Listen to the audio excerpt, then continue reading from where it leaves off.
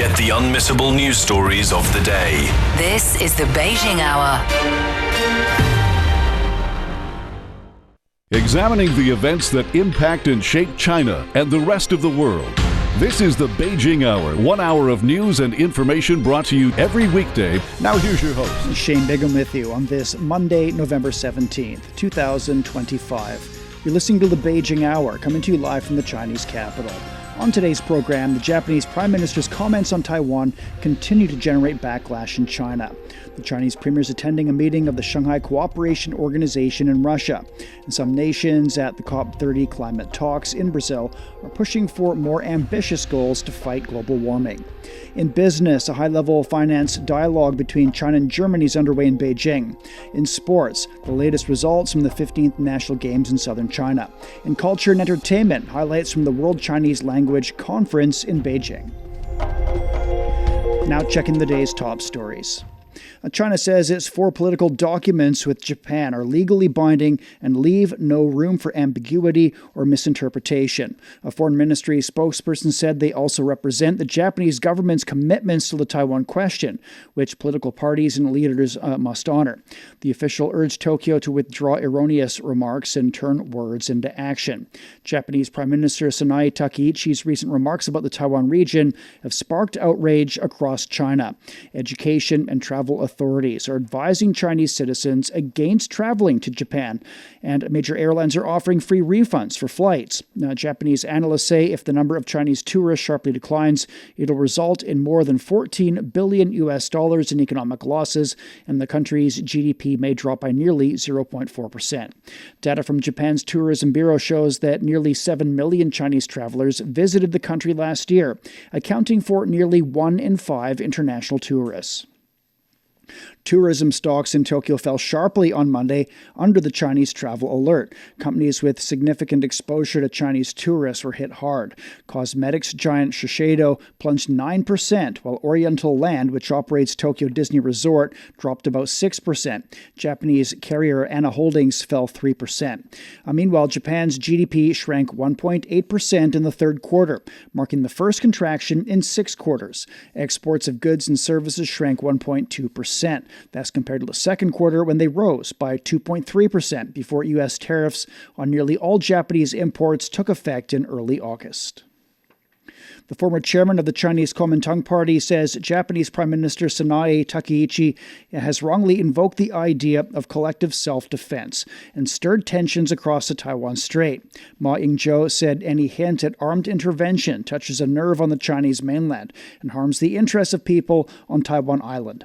Ma said the Taiwan question should not be resolved by external forces, urging all parties to act with restraint to safeguard the interests of the people of the Taiwan region. Former Kuomintang chairwoman Hong Shou-chu said Japan has never fully apologized for its colonial past and has no right to point fingers over the Taiwan question. She added that any outside attempt to manipulate Taiwan or challenge China's core interests will fail. Kuomintang chairwoman Chung Li-wen also said Taiwan's survival depends on accepting the One China principle. Taiwan commentator Joanna Lei explains how Takaichi's remarks have sent shockwaves across the Taiwan Strait. Japanese identity is a fault line not just inside Taiwan but across the Taiwan Strait. For many pro-independence thinkers, Taiwan independence has long been a cultural and historical redefinition project, not just a political one. It means severing Taiwan's connection to Chinese historical roots, re-educating and therefore inculcating identity toward Japan, and framing Taiwan as a continuation of Japan's formal colonial sphere rather than part of a Chinese civilization. This is why Japanese politicians, especially nationalists like Takaichi, often receive extraordinary warmth from the DPP base. Her comments are interpreted not only as a security guarantee, but also as an identity validation.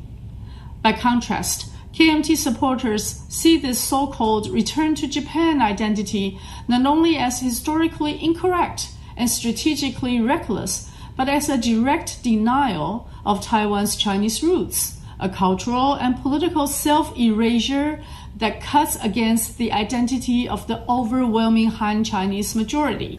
That was Joanna Lei in Taiwan criticizing remarks from Japanese politicians. The leaders of Japan's main opposition party has criticized Prime Minister Sanae Takaichi's recent remarks on the Taiwan question. Constitutional Democratic Party leader Yoshihiko Noda said Takaichi went too far, and relations with China have reached a very tense situation. The opposition party's policy chief said Takaichi's responses showed a lack of understanding of the security legislation. He said her awareness of the Chinese mainland's positioning regarding Taiwan is also insufficient.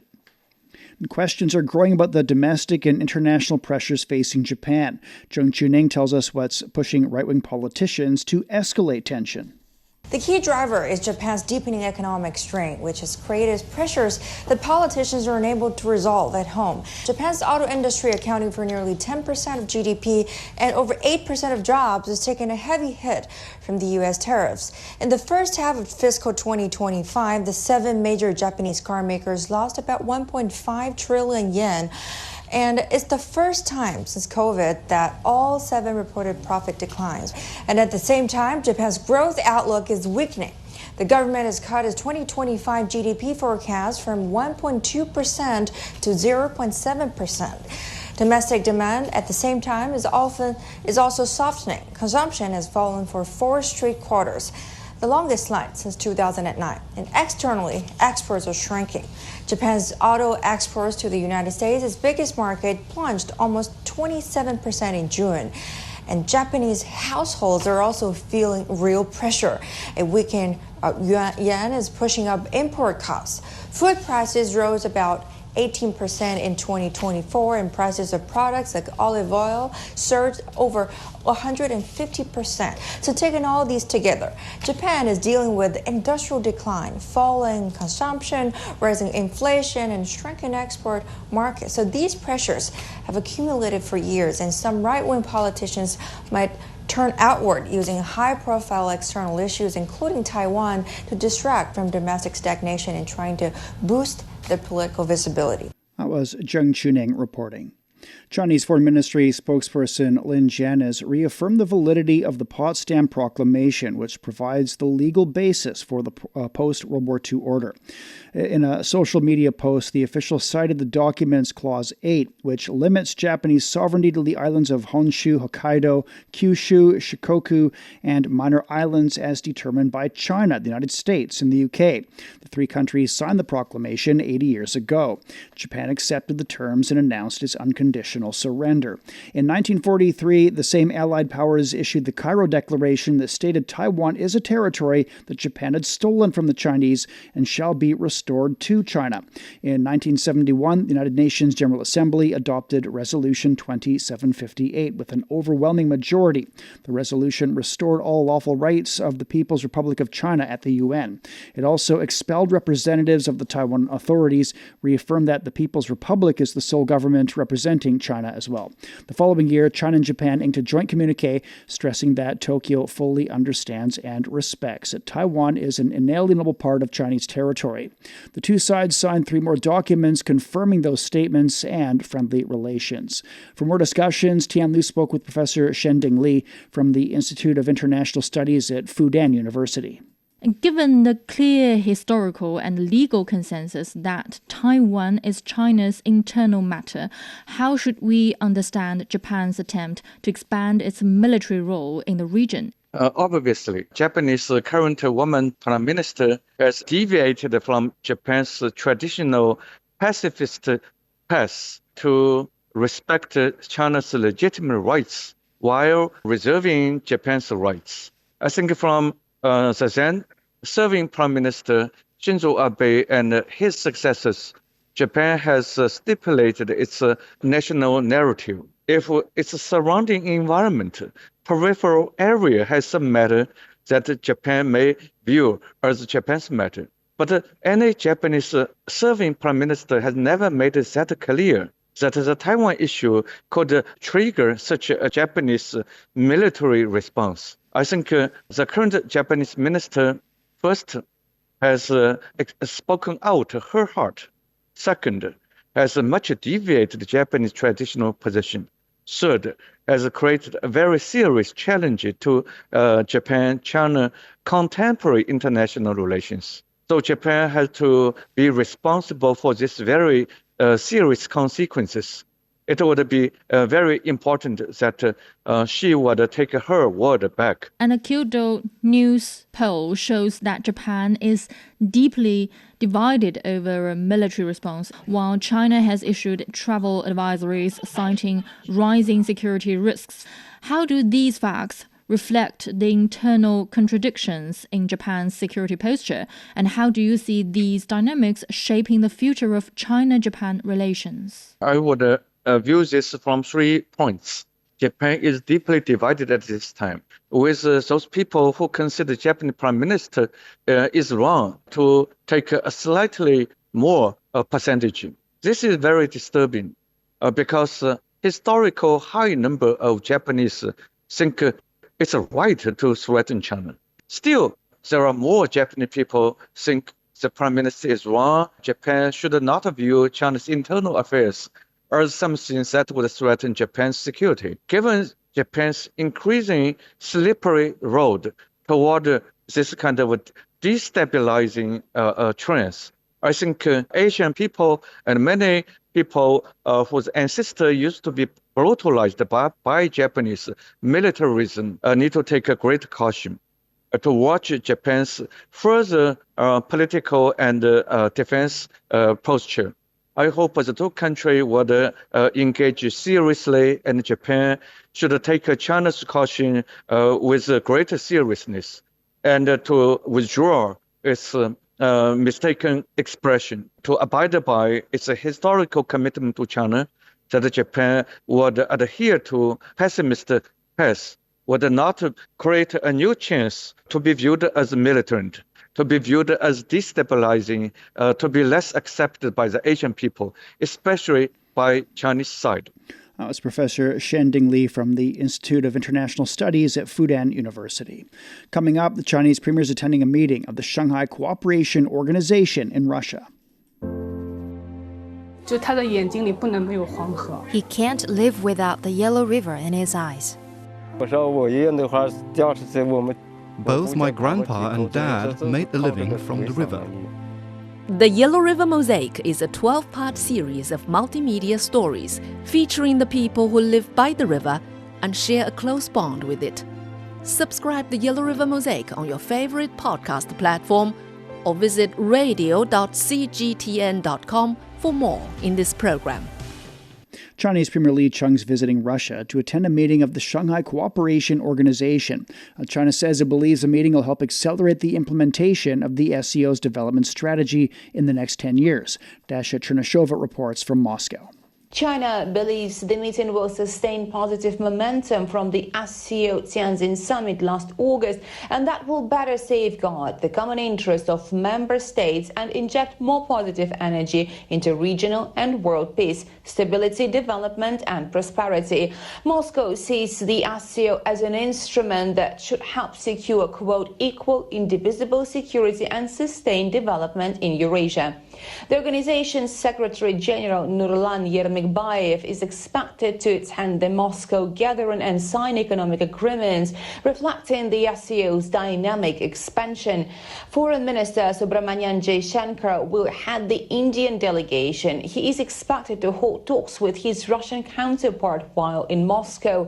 Russian officials say the SCO is in the process of modernizing in accordance with the current geopolitical reality. And Moscow considers deepening economic cooperation and expanding partnership with the countries of the Greater Eurasia a top priority of its SCO chairmanship. That was Dasha Chernyshova about the SCO meeting in Russia. And following his trip there, Premier Li Qiang will pay an official visit to Zambia and attend the G20 summit in South Africa. The Hainan Free Trade Port is set to begin independent customs operations on December 18th.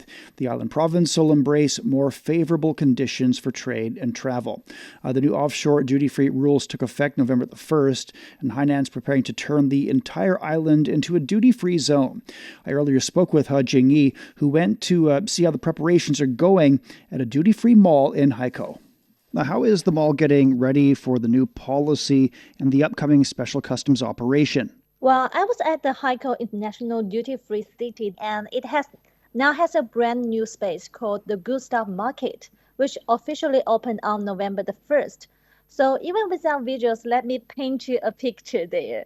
This entire hall feels like a freshly opened one-stop duty-free market space. It's designed so shoppers can walk straight in and find all the newly added duty-free categories gathered under one roof. You can have like pet supplies, which means your furry family members can now enjoy duty-free treats too. And a few steps away, there are also photography gears and musical instruments, items that definitely appeal to the young generation. And here is something worth noting as well. There are many new Chinese brands there, from tea and coffee to clothing and shoes, are now on display at even more attractive prices. And staff told me this is part of a broader effort to boost the share of domestic brands in total sales. They also mentioned that more categories are expected to join the duty-free system soon. The mall has put up clear signs everywhere to help people understand what's new, including the updates to the checkout system for both local residents and travelers. What do the new measures mean for travelers, shoppers, and businesses as Hainan gets ready for its island-wide independent customs operation? For tourists and shoppers like me, the new policy simply means more choices, the more products that you can actually buy. And for Hainan residents, they told me it's a real game changer. Because if you've taken just one trip off the island in the past year, then you can buy and take duty-free goods directly with an annual quota of about 100,000 yuan. That's roughly about 14,000 US dollars. So in other words, duty-free malls are turning into everyday shopping center for the locals. And for the businesses, I think from cultural performances to sports events, all of these are being drawn into a broader duty-free ecosystem. What changes can we expect in Hainan after the special customs operation begins? Thanks to the first line open rule, goods will move between Hainan and overseas more freely and smoothly. And for travelers, that means quicker checkouts, more choices, and less waiting in lines. So whether it's for the high-end gadgets or designer brands or even everyday essentials, they can become more accessible and at a better price. At the same time, the second-line management approach ensures that goods moving between Hainan and Chinese mainland are carefully regulated. So keep everything safe, legal, and orderly. And inside the island, I think the freedom within principle lets business and services operate with more flexibility. And I guess there will also be more fun because they will integrate tourism with your shopping experience. For people like me, we are secretly wondering how many souvenirs they can actually bring home. That was He Jingyi on operations at the Hainan Free Trade Port. Other than its fame as a tropical tourist destination, Hainan Province is also emerging as a place for medical programs thanks to its status as a medical tourism pilot zone. It is particularly attractive for Indonesian visitors. Wan Hongjie finds out what's driving this trend. Hainan, China's only tropical island province, draws some 97 million tourists every year. People from colder places come here for warmth, and those from inland areas head to the sea. But why are tourists from ASEAN countries with their own island vibes come here more than ever? Perhaps it's for the Hainan chicken rice. Look, here they come, the Indonesian group, 200 visitors. For this extra large Indonesian tour group, their first stop was a healthcare and wellness center. Hello, hi. What program have you experienced? How do you feel? Menyenangkan. I feel so much more relaxed and refreshed. This is my first time in Hainan, and when I come back, I'd love to experience this again. As part of the free trade port development, Hainan permits the early use of cutting-edge international medicines and medical services. Take this nuclear medicine scanner behind me, for example. It's more advanced and precise than what many hospitals in Southeast Asia have. It can detect issues much earlier, allowing earlier intervention and treatment. That a big draw for visitors from Indonesia.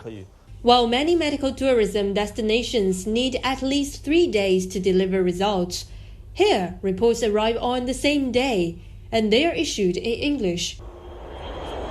Far away in Indonesia, travel agencies have seized the opportunity. Wilson began selling Hainan packages in 2017. Hainan has a really cool way of growing and developing its tourism. They don't just rely on their beaches, but they also leverage their life experiences. So, judging by the number of trips booked there, it's growing quite rapidly. This, of course, has had a very positive impact on our revenue from this destination. International flights are taking off and landing every day. Yet what unfolds here goes beyond rising tourist numbers. It's a launchpad for a burgeoning global service trade.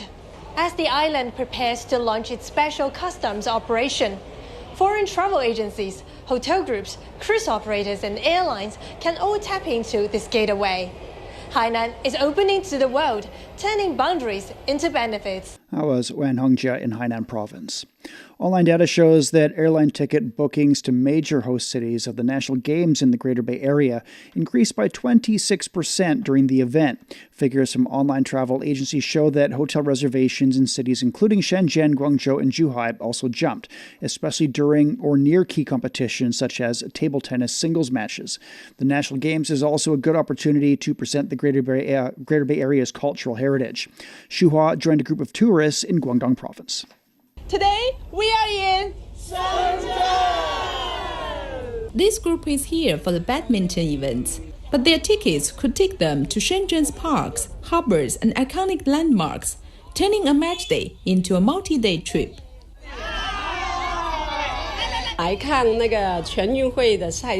We're here to watch the National Games in Shenzhen, where we'll visit Lotus Mountain Park, Happy Harbor, and the Eye of the Greater Bay Area. As Guangdong is one of the host city of the Games, we're very proud and welcome everyone to join us in the Greater Bay Area for the events.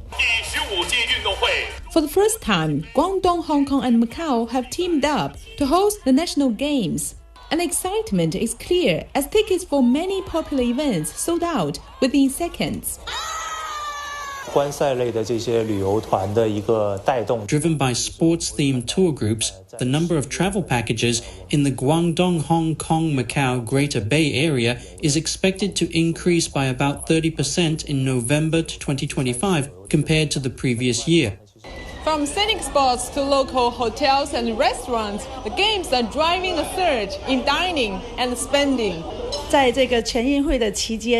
During the National Games, our restaurant has seen a 30% increase in customer flow. The event has attracted many new visitors from across the country and beyond to Happy Harbor, and we are thrilled to be one of the main businesses benefiting from this surge. The National Games are providing a major boost to our region's tourism and hospitality industry. For our hotel, this has translated into an 18% year-on-year occupancy increase during the event period, with our most popular rooms often selling out on key weekends. Sold-out matches and sold-out hotels show that a multi-venue sports event can be a catalyst for regional connection and economic energy. The National Games are more than just an event. They are a new chapter for the Greater Bay Area. That was Shuhua reporting. Coming up, nations at the COP30 climate talks are seeking more ambitious goals to fight climate change. Welcome to Climate Watch, the podcast that brings you the latest on climate change, energy, and sustainability, all in under 30 minutes. Each week, we speak with global experts, from energy policy pioneers to wildfire historians, uncovering the stories that matter most. Climate Watch is your go-to source for insightful, inspiring conversations. Tune in to Climate Watch on your podcast platform, and let's navigate the path to a sustainable future together. At the halfway point of COP30 in Brazil, climate negotiators appear ready to go beyond simply implementing past promises. Several countries are pushing for stronger action on cutting emissions, boosting climate finance for vulnerable nations, and accelerating a phase-out of fossil fuels. Jasper Invento is a former Philippine negotiator. What's at stake now is probably higher than the last several COPs because you're looking at an ambition gap. You're looking also at the COP in Brazil.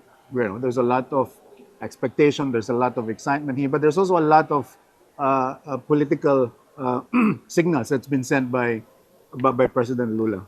Small island states led by Palau are urging negotiators to confront the gap between national climate pledges and what's needed to meet the Paris Agreement's 1.5-degree target. Ministers will take up those debates as the conference enters its final week. Greece recorded one of its hottest summers this year. Water levels at key reservoirs fell dangerously low, including around Athens. Evangelos Sipsis visited farms to learn about the impacts. Farmer Socrates Emanuili sorts and cleans freshly picked nuts, as generations of his family have done before him. But the trees on the island are under stress. Each year the wells go deeper and the margins get thinner. The water in the boreholes gets saltier every year. We irrigate drop by drop. One more hot summer and the trees won't recover.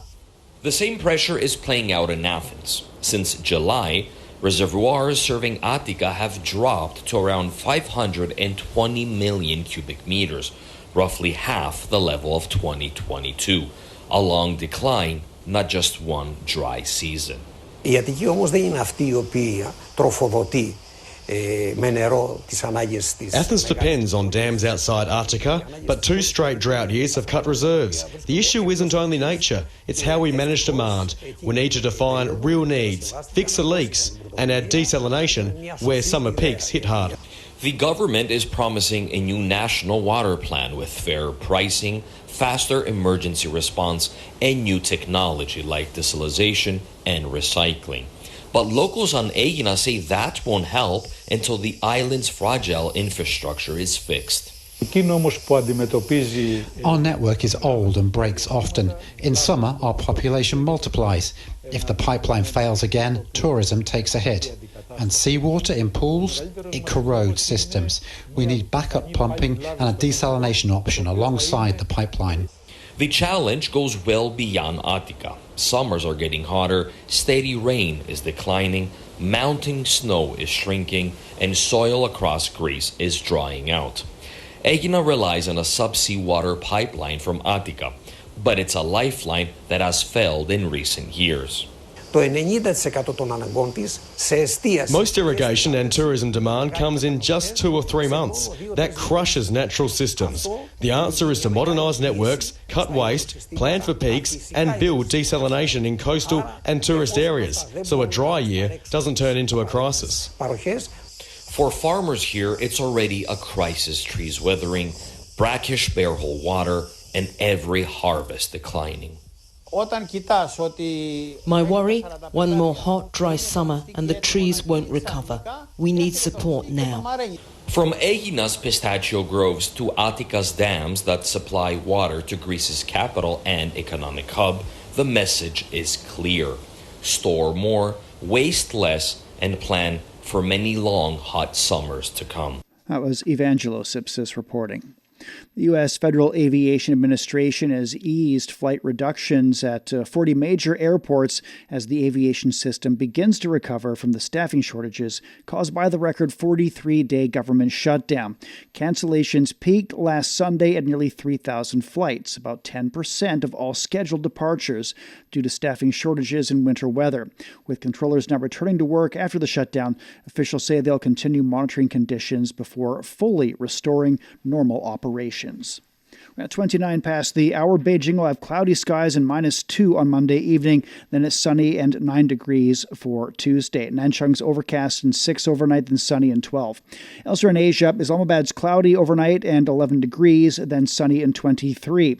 Vientiane will see heavy rainfall and 20, then a light rain and 24. Phnom Penh will see a light rain overnight and 23 degrees and moderate rain and 29. In Africa, Nairobi's getting a light rainfall and 26 degrees on Tuesday. Kampala will see a light rain with a low of 18 and a high of 26. Juba is getting cloudy conditions with a low of 23 and then sunny and 37. It's time for a short break. So far this hour, the Japanese Prime Minister's comments on Taiwan continue to generate backlash in China. The Chinese premier is attending a meeting of the Shanghai Cooperation Organization in Russia. And some nations at the COP30 climate talks in Brazil are pushing for more ambitious goals to fight global warming. Shane Begum with you. Stay with us here on the Beijing Hour.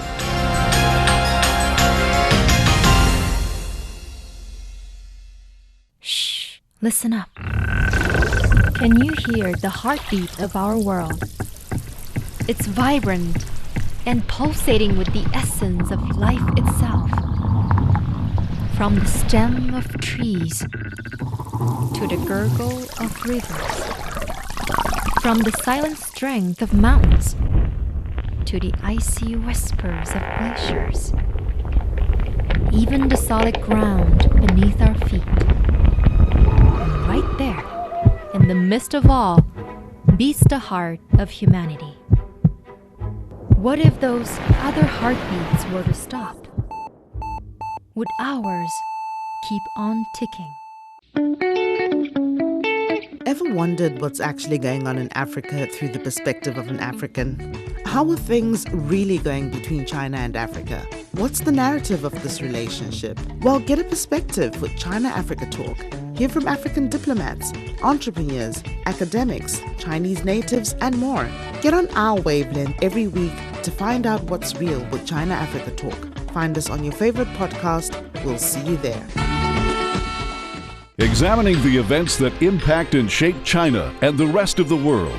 This is the Beijing Hour, 1 hour of news and information brought to you every weekday. Now here's your host, Shane Begum with you on this Monday. Still to come. In business, a high-level financial dialogue between China and Germany is underway in Beijing. In sports, the latest results from the 15th National Games in southern China. In culture and entertainment, highlights from the World Chinese Language Conference in Beijing. To contact us, you can email radio@cgtn.com or follow our X account at CGTN Radio. First, with a check of the day's headlines, here's Tanley. Thank you, Shane. A Chinese Foreign Ministry spokesperson has emphasized that the full political documents between China and Japan have no room for ambiguity or distortion. Mao Ning was responding to the Japanese Chief Cabinet Secretary, who said his government's position on the Taiwan region remains unchanged and is consistent with the 1972 Japan-China Joint Communique. Minoru Kihara's remarks followed Prime Minister Sanai Takaichi's implied possibility of armed intervention in the Taiwan Strait.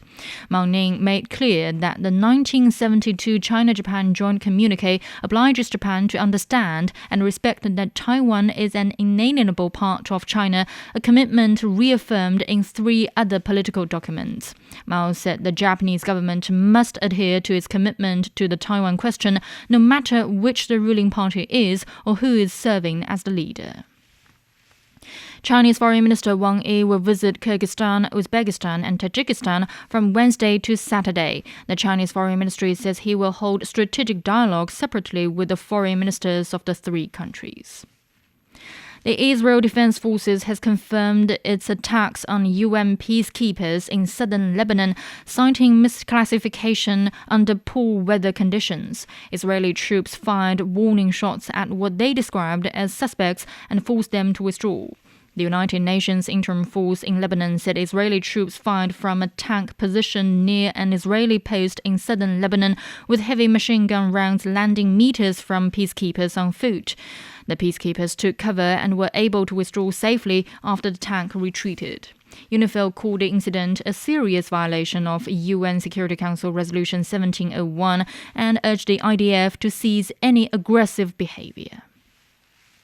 UNICEF and its partners have launched a catch-up vaccination campaign across the Gaza Strip to reach more than 44,000 children who missed routine immunizations.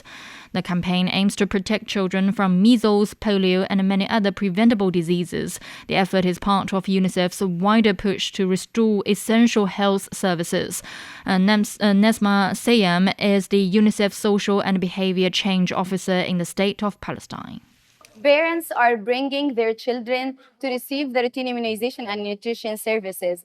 And in support of these efforts, UNICEF has deployed over 160 social mobilizers to work directly with the communities, with and for the communities, to raise awareness and nudge families to take their children to the nearby health facilities to get vaccinated. This all is part of UNICEF's commitment to make sure that every child receives the care and protection that they deserve. Health teams are visiting primary care centers and shelters to ensure displaced families are reached. Iran's foreign minister says the country is no longer enriching uranium at any site after attacks by Israel and the United States severely damaged its nuclear facilities in June. Abbas Araghchi stressed that all Iranian nuclear sites remain under the monitoring of the International Atomic Energy Agency.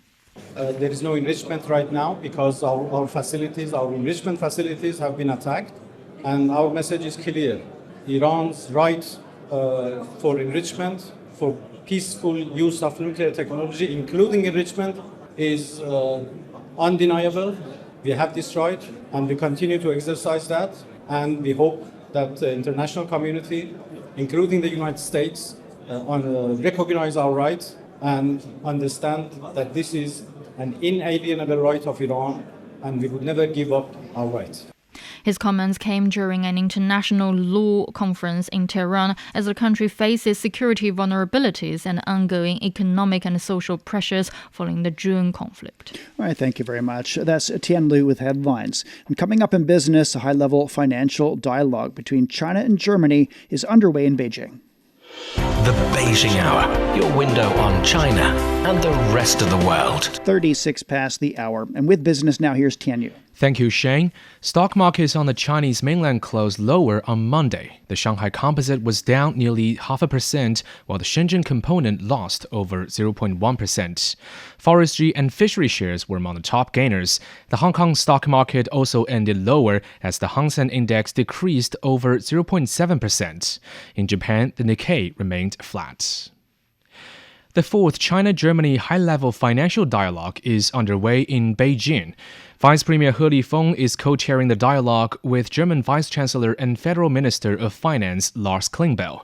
The dialogue has been in place for 10 years, providing senior officials from the two countries an opportunity to meet and discuss financial matters. Klingbeil plans to focus on trade and commodities. After attending the dialogue, the Vice Chancellor will visit Shanghai. Klingbeil has become the first minister in the current German federal government to visit China. Official data shows that China's railway system handled a record high number of passenger trips during the first 10 months of the year. The number of railway passenger trips totaled nearly 4 billion across the country, up 6.4% from a year earlier. China State Railway Group has provided over 2,000 tourism-focused train services in the first 10 months, up 28%. It also highlighted the measures to make travel easier and more affordable, such as customized discounts for students, children, and other key groups. The just concluded 27th China High-Tech Fair has witnessed the signing of intended trade deals worth 170 billion yuan, or about $24 billion. The three-day event in Shenzhen brought together over 1,000 delegations from more than 120 countries and regions, resulting in deals on over 1,000 projects. The fair showcased over 5,000 new technologies, products, and achievements. The fair highlighted international technological advancements, China's high-level innovation, and Shenzhen's industrial clusters. The 22 major exhibition areas included artificial intelligence, robotics, and commercial aerospace. Organizers say it aimed to drive China's technological innovation and accelerate the adoption of global advancements. The ongoing 2025 Dubai Air Show features 3 COMAC-produced aircraft, including the C919. Nadia Swan reports. So Dubai Air Show 2025, which is really one of the biggest global aviation shows that takes place. So it's really, really busy. I mean, just to give you some numbers, you've got 1,500 exhibitors, you've got 148,000 visitors, and they're coming from over 98 countries. So this is really where anyone who's anyone in aviation gathers. What they've got on offer here is they've got commercial, they've got military, and of course we've got drone technology being shown as well. And you've got these companies that are showing cutting-edge technology. You've got the big decision makers. So traditionally, every time this takes place, there are billions of dollars worth of deals that are being made over here. So there's a real buzz to the whole Dubai Air Show.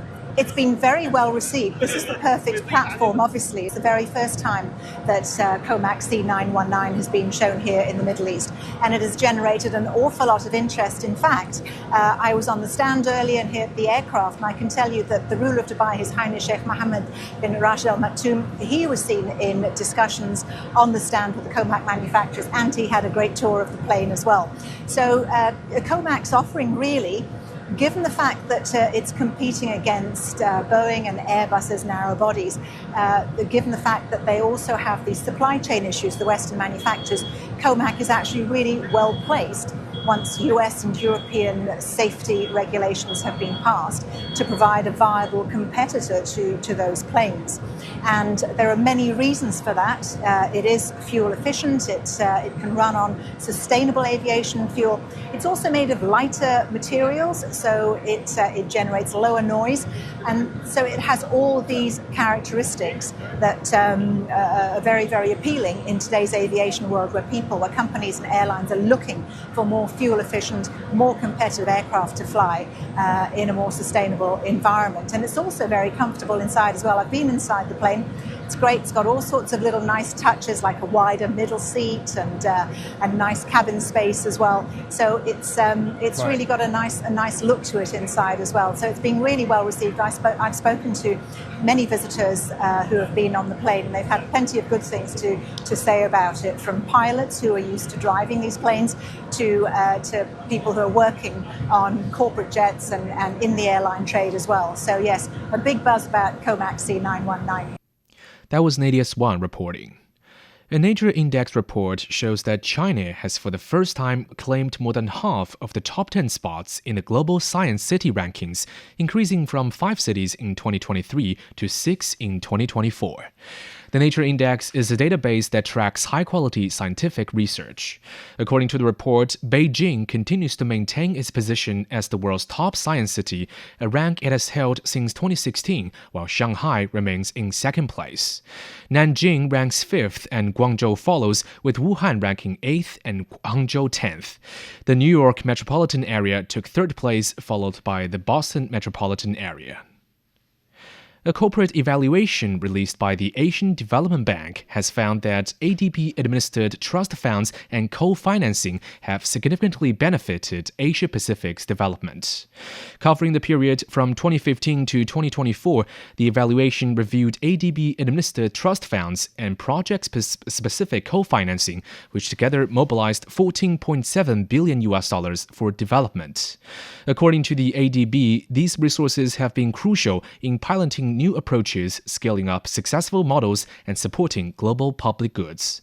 However, the report identified key challenges, including weak monitoring systems, disbursement delays, and fragmented IT platforms. To address these challenges, the report recommended a clearer strategic framework, a consolidated co-financing policy, and stronger monitoring systems to enhance efficiency. The U.S. has announced new bilateral trade agreements, reducing its tariffs on nations including South Korea and Switzerland. The Trump administration has also carved out exemptions with 4 South American countries to tackle rising food prices in the country. Jagruti Dave has more in Washington, D.C. Sourcing affordable coffee has become a bit of a grind for coffee shops in the U.S. With the price of beans soaring by some 20% this year, coffee drinkers in cities like New York are thinking twice before buying a latte that can cost as much as $10. And the US Trump administration has been under pressure to curb the soaring cost of groceries. You're going to see some substantial announcements over the next couple of days in terms of things we don't grow here in the United States. Coffee being one of them. Bananas, other fruits, things like that. So that will bring the prices down very quickly. The White House has unveiled new trade deals with Argentina, Guatemala, El Salvador and Ecuador. A number of products, including coffee and bananas, are expected to be exempt from 10% tariffs, with beef from Argentina also likely to make the cut. Brazil, the world's largest coffee exporter, now subject to a crippling 50% tariff rate, is not part of the deal. There is, however, a new US trade deal with Switzerland. So it's an exciting opportunity. we expect that the Swiss will have a tariff rate similar to what the EU has, a 15% rate. This reduction from a 39% tariff rate is expected to lower the cost of medicines, gold and chocolate exports. And on the other side of the world, a trade deal with South Korea. Seoul will invest $150 billion in US shipbuilding, plus another $200 billion in other US industries. It's also got the green light from Washington to build nuclear-powered submarines.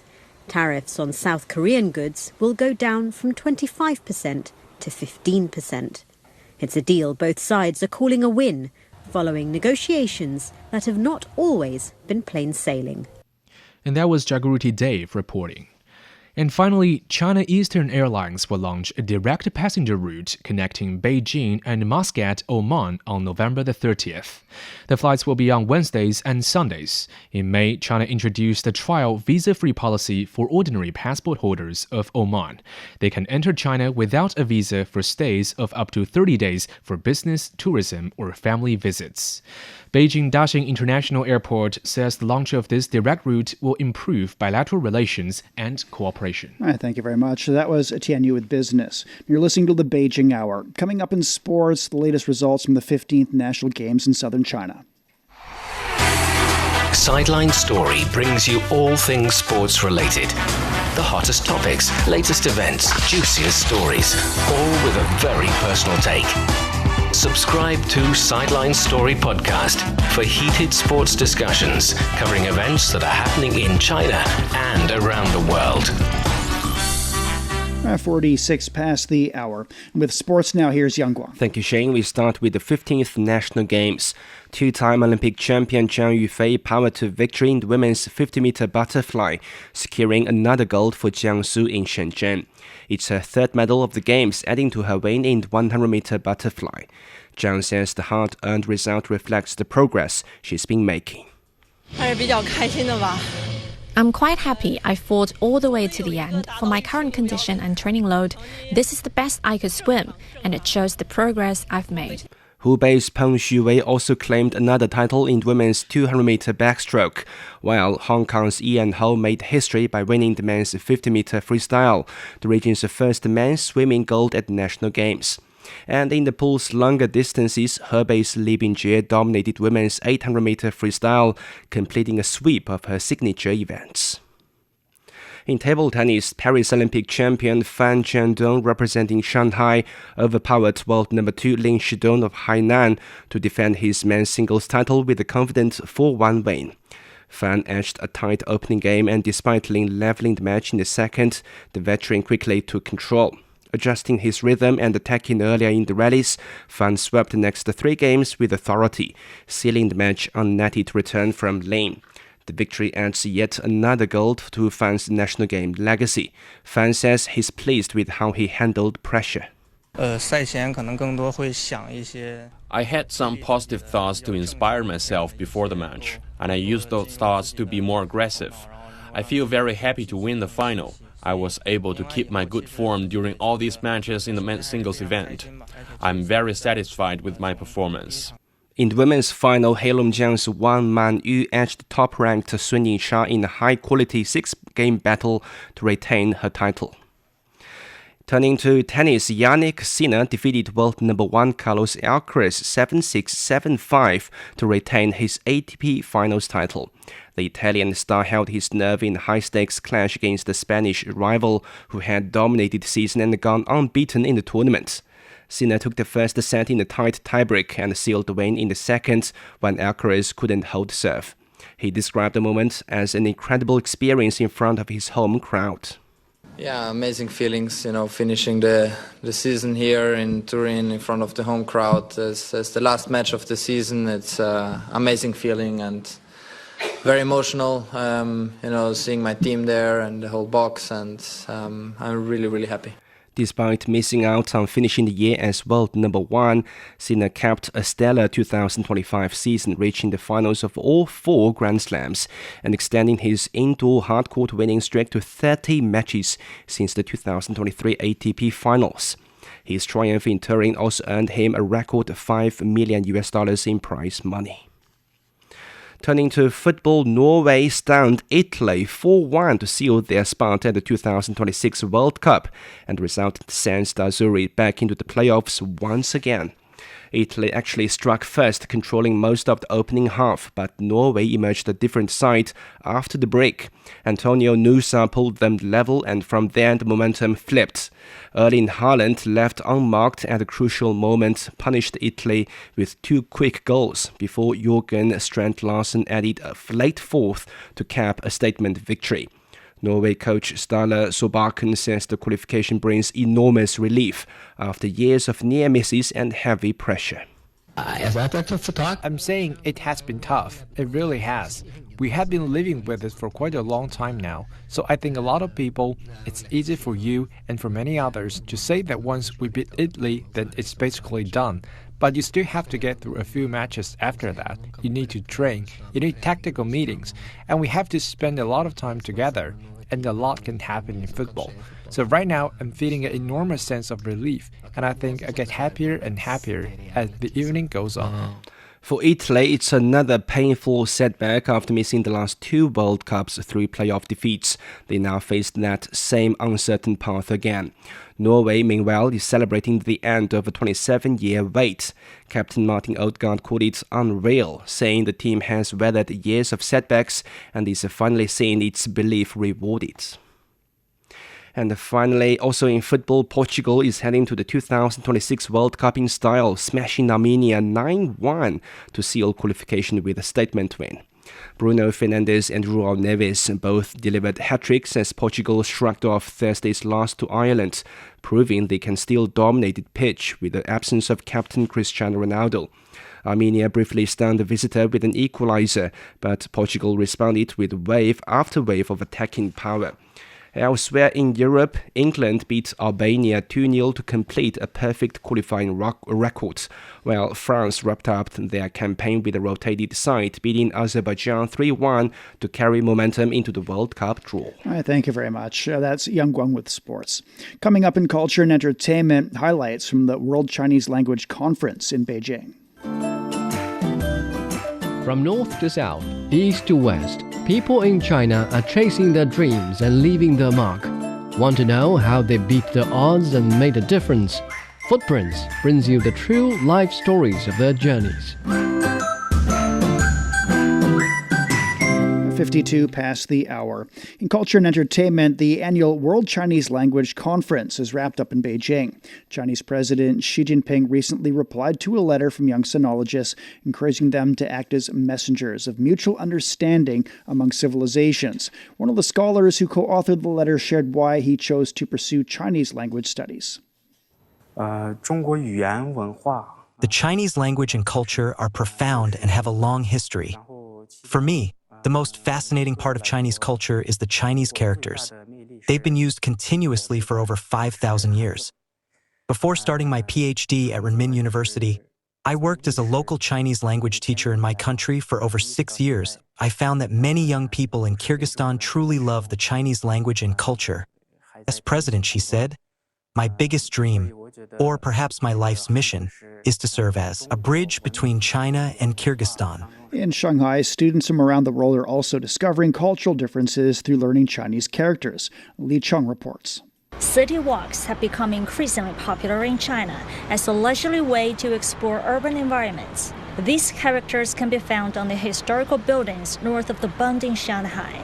Recognizing them was what a group of foreign students did during their city walk. No, it's 亚洲文会. On the very top of the building says RAS, right? Royal Asiatic Society. So this building here, it was used as the former headquarters of the Royal Asiatic Society. Royal goes to the British royal family. The students have been learning Chinese every day during the 9-week summer Chinese language immersion program at New York University, Shanghai. And the city walk has served as a bridge between the classroom and the real world. I was able to recognize some of them. Some of them, it's a little hard to see because it's faded. It's cool to be learning in the classroom and then be able to recognize some of that in the real world in the buildings that we saw. Initially, I went to the Bund and I saw all the big new buildings and skyscrapers. But then now to come here and see some of the more historical buildings, has also been super cool. So I think it's incredible to have this mix of old and new all in one city. I recognize the bank's characters. I'm very proud of the rich history of Shanghai because it has its Western cultures mixed with also Asian culture, and how the Shanghai city preserved the historical buildings are also amazing.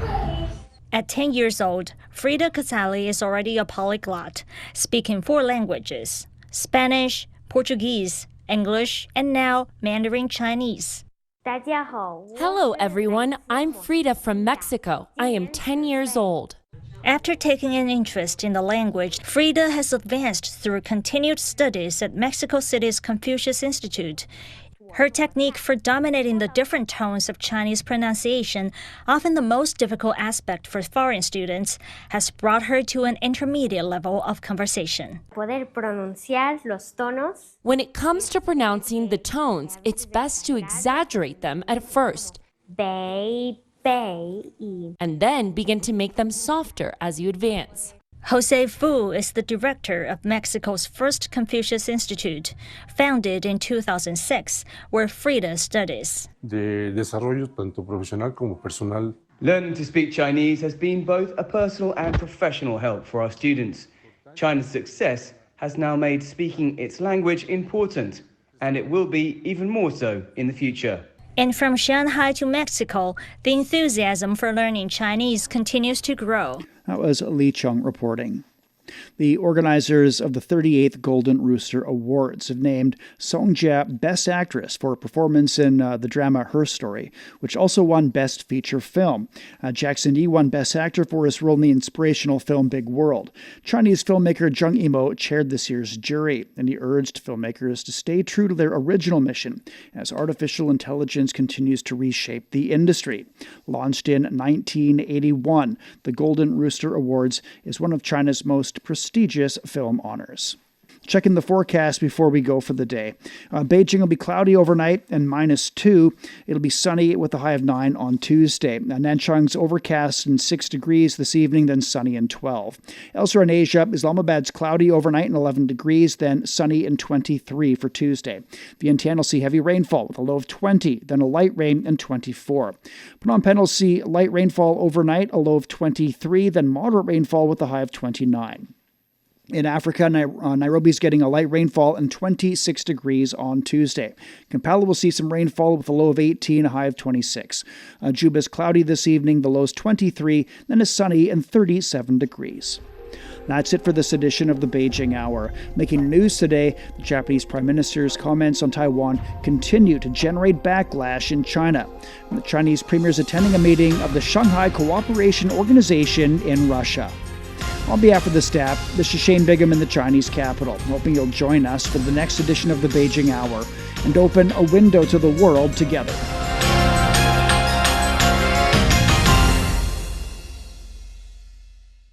Find the Beijing Hour at precisely 6 p.m. Beijing time. We meet you on podcast and on air every weekday. The Beijing Hour, your window on China and the rest of the world. He can't live without the yellow river in his eyes. The Yellow River is so noble and elegant. Both my grandpa and dad made a living from the river. Would you like to move away from the Yellow River? I don't think I will. I love it so much. The Yellow River, the second longest river in China, is regarded as a shaping force in the history, economy and culture of northern China. Today, about 100 million people live within its water basin, making up nearly 9% of the country's population. How is climate change felt at its headwaters, and what are the locals doing to cope with it? What are the descendants of the boatmen doing? What has kept some people from leaving their home village by the river, and what has drawn others back? Could the fading fishing community revive in a time of digital transformation?